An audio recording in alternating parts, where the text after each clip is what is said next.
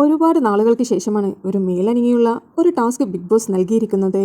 Weekly task ആയിരുന്നു. 3 ദിവസം ദൈർഘ്യമുണ്ടാകുമെന്നാണ് big boss പറഞ്ഞിരിക്കുന്നത്. പറക്കും തളിക എന്നായിരുന്നു ടാസ്കിന്റെ പേര്. ഗാർഡൻ ഏരിയയിൽ വെച്ചായിരുന്നു ടാസ്ക് ഉണ്ടായിരുന്നത്. ബിഗ് ബോസ് കോമ്പൗണ്ടിലേക്ക് പുറത്തുനിന്ന് അകത്തേക്ക് ബോളുകൾ ഇട്ടുകൊണ്ടേയിരിക്കും. അത് ക്യാച്ച് ചെയ്ത് അവർക്ക് നൽകിയ ബാസ്ക്കറ്റിൽ ഇടുക എന്നതായിരുന്നു ടാസ്ക്. 2 കളേഴ്സിലുള്ള ബോളുകളായിരുന്നു വന്നുകൊണ്ടിരുന്നത്. ഒന്ന് യെല്ലോ, ഒന്ന് റെഡ് ആയിരുന്നു. റെഡ് ബോൾ കളക്ട് ചെയ്യുന്നവർക്ക് 3 പോയിന്റും യെല്ലോ ബോളിന് 1 പോയിന്റുമായിരുന്നു. മാക്സിമം ബോൾ കളക്ട് ചെയ്യുക എന്നതായിരുന്നു ടാസ്ക്. ബോൾ എപ്പോൾ വരുമെന്നതിന് ബസർ ഒന്നും ഉണ്ടായിരുന്നില്ല. ബോളിന്റെ സൗണ്ട് കേൾക്കുമ്പോൾ തന്നെ എല്ലാവരും ക്യാച്ച് ചെയ്യുവാൻ റെഡിയായി നിൽക്കണമെന്നായിരുന്നു ബിഗ് ബോസ് പറഞ്ഞിരുന്നത്.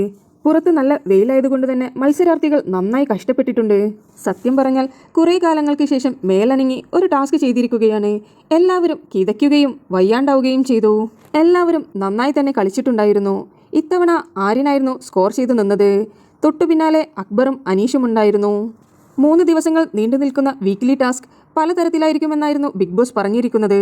ടാസ്കിൽ വിജയിക്കുന്ന വ്യക്തിക്ക് ടിക്കറ്റ് ഫിനാലയിലേക്ക് പല ബെനിഫിറ്റുകളും ഉണ്ടാകുമെന്നായിരുന്നു ബിഗ് ബോസ് പറഞ്ഞിരുന്നത്. എന്തായാലും ആദ്യഘട്ടം ഇപ്പോൾ കഴിഞ്ഞിട്ടുണ്ട്. ഇപ്പോൾ ചെറിയൊരു ബ്രേക്ക് നൽകിയിട്ടുണ്ട്. ടാസ്ക് ഉടനെ തന്നെ ആരംഭിക്കുമെന്ന് തോന്നുന്നു. നിങ്ങൾക്ക് ബിബിയുടെ പുതിയ അപ്ഡേറ്റ്സ് അറിയുവാൻ താല്പര്യമുണ്ടെങ്കിൽ എൻ്റെ ചാനൽ സബ്സ്ക്രൈബ് ചെയ്ത് സപ്പോർട്ട് ചെയ്യുക.